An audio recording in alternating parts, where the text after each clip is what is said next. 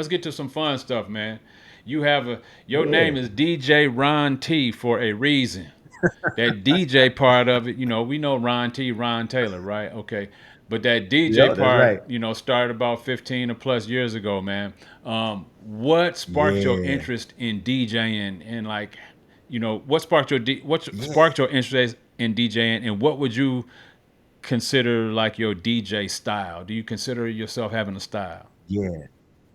Yeah, okay, yeah. So man, so what started me to DJing, man, is I've always been a lover of music, man. Like I love music just from the 90s to even like the more current stuff, like La Yeah. Russell from Vallejo, man. I Russell love La go. Russell. Smino, shoot, Buddy, man, Buddy go. all those cats, man. And I think, what really inspired us, like, I didn't hear as much of the music that I liked when I went out. So I was like, you know what? I'm just gonna learn how to DJ, and if I create my own sets, then I can What you want to hear hear? what I want to hear because I'm the DJ. Exactly. So man, I'll tell you, bro, it's been a journey because it's so funny when I think back to like I look at when I'm DJing, I always kind of had this like I don't know what to call it, like this moment where I'm like, man, it's amazing to see where I am now to where I started. So when I started, man, I had this little like setup. It was called an iDJ. And it had like two little jog wheels. It had a crossfader on it, and you couldn't even connect the laptop to this thing. You had to put an iPod in there. Have your music on the iPod. Put your iPod in there, and then that's how you played the Man. music, right? But I said, this was all I could afford at the time. I was like, man, hey, this I'm rolling with it. So, man, I was at the house just practicing every night. And I knew you couldn't really like scratch on the jog wheels because it really didn't give you that Yeah. scratch feel. But I could blend, I could blend with with the best of them, just going with the crossfader. So I was like, okay. So I got really good at that, and I was working downtown at the time, and so this is when second before Nashville was like really Mm-hmm. booming. This was like before it became what Yeah. Nashville is Yeah. today, right? So I was walking down Second, and there was this spot on Second Avenue called Buck Wild Saloon. Okay, so I walk in the Buck Wild Saloon. There's this guy by the name of Eddie. He owned Buck Wild Saloon. I said, "Look, Eddie." I said, "Man, I'm a DJ. I've been DJ. Oh, I started out about, I've been doing it for about a year now. But I said I want an opportunity to come and do something in here on like a Friday or Mm-hmm. Saturday night." And he opened up that opportunity to me. And man, I kicked that door all the Nice. way in. So on Thursdays and Friday nights, I would be at Buck Wild Saloon on the second floor Dope. spinning. And that's when Nashville really started to kind of catch the Yeah. buzz. And like, man, like by 10, 11 o'clock, man, the whole floor would be full and all these bachelorette parties coming in. They had like two cages on the side of the Mm-hmm. DJ booth. And man, we used to have a good time in there. And so I would had that little iDJ Really on setup, that? You right? still using And I would that? download all my using Wow. that, man, because I had to build my money up to get a better Starting setup, where you right? are, man. So That's I a was testament to start where you are. Start with what you already got. just go, man. Right? You don't have to have the fancy. You don't have to have the turntables with the mixer. If that's what's in your budget and you passionate about it, start there because I'm gonna tell you how everything just kind of matriculate and Mm-hmm. develop, right? So I was like, okay, I did that, and I actually ended up bringing my boys in. And I was like, hey man, we can create something. So I had one on rocking the mic. I'm DJing. We all kind of creating this environment that we're basically curating here in Nashville, Mm-hmm. right? So I built my money up, and I was like, okay. I was starting to get a lot of wedding requests, but I ain't have any speakers. I ain't have a PA system. I ain't have that. Like if I was gonna do that, I had to do it at a venue that already had that. So I was like, dang. I said, okay. So now I need to get a PA system.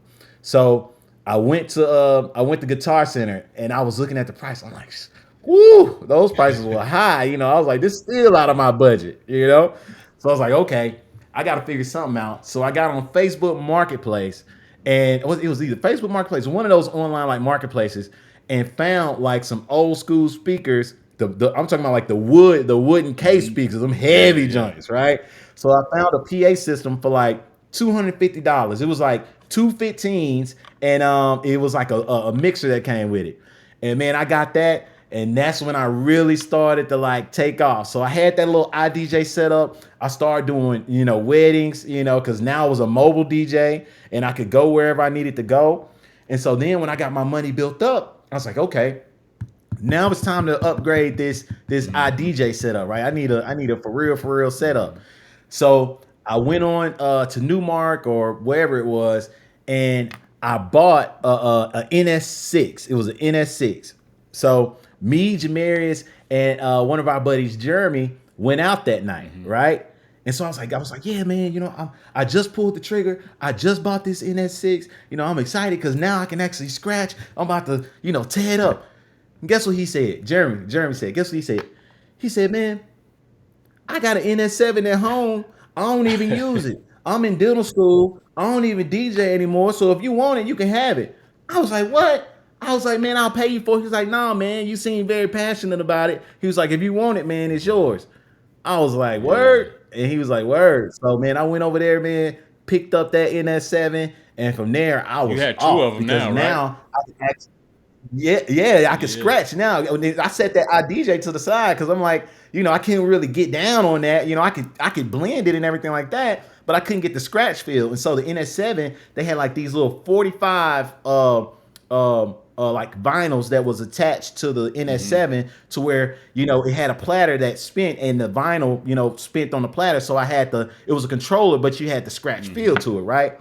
So I got that NS7, and that's what I used for like a good while, and then I upgraded to the actual turntables with the mixer, and then that's when I was like, all right, now I got the fish setup because once I got that NS7, it kind of now I had everything that I needed. So the beauty of it was that had I not started with that iDJ, I wouldn't have gotten as good crossfading and blending the music because I probably would have been more focused on the turntable aspect of it, right? So it helped me to really get great at blending. So when I added the turntable aspect and just started scratching, and I had some mentors through the years. Guy by the name of Dollar Bill Sco, Bill Howe, man, great dude, man. He from Chicago, and we both worked at downtown, and so I would go to his house, man, and he taught me so much about like scratching and how to really get down and really break down tracks and find the right cue points on a track when you're DJing. So it really taught me a lot, just like how to get tight and how to get good at actually DJing.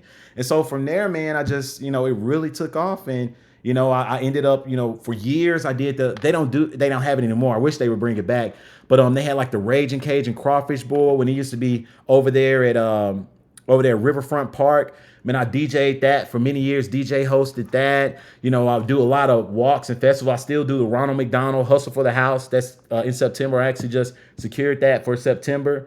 So that's like to help the kids that the Ronald McDonald House helps. So it's like, and that's all disco. So I'm playing all straight disco tracks. While they doing the 5K and everything like that. And then the Sun Drop Festival is down in Pulaski, Tennessee. I DJ and host that. So it's been really a blessing, man, because what I find is that music is something that connects people, and I'm not one of those DJs. You asked me about, what type of DJ I am.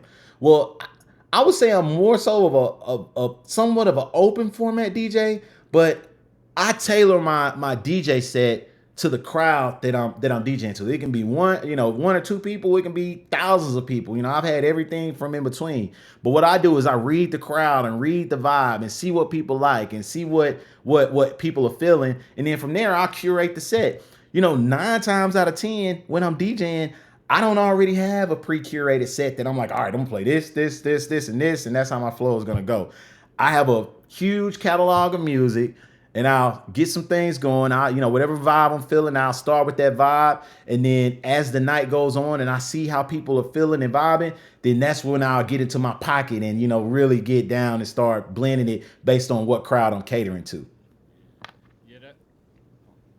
Can you hear me? Okay. Yep. Yeah, that's dope, man. You went through a whole explanation of how you got started. Like, I wanted to talk to the audience right now. He talked a whole lot about his journey as a DJ, but the most important thing that I want you got to get out of it, like you heard a lot about how he turned up downtown Nashville on Second Avenue, how he walked into what was the name of the bar you walked into? Buck Um, Wild. Buck Wild. Yep. Buck Wild Buck Wild Saloon. Saloon, and Buckwild Saloon and just talk to the manager, shoot your shot. He just shot his shot, said, Mhm. hey, I want to spin here. The door opened because he opened his mouth. He walked in there, he had ambition. So I want you to hear that That's right. part. He also started with what he had. He had an iPhone, he had what'd you name the turntable? The Yeah, the Osvium, what was it called? IDJ. It was an IDJ too. Yep. The IDJ. The And look IDJ it up. When 2 y'all look it started up, off y'all with gonna like, something what? small. He was rocking parties with He this. was doing this. He was rocking parties with this. So that's a true testament to start with what you already have. Start with where you are. It don't have to be perfect. You can build it. You can learn from using something. You could just learn from starting with where you are, man. That's that's That's that's the right. biggest thing I want you to get out of that, man. Ron, thank you for Yep. sharing that with me, man.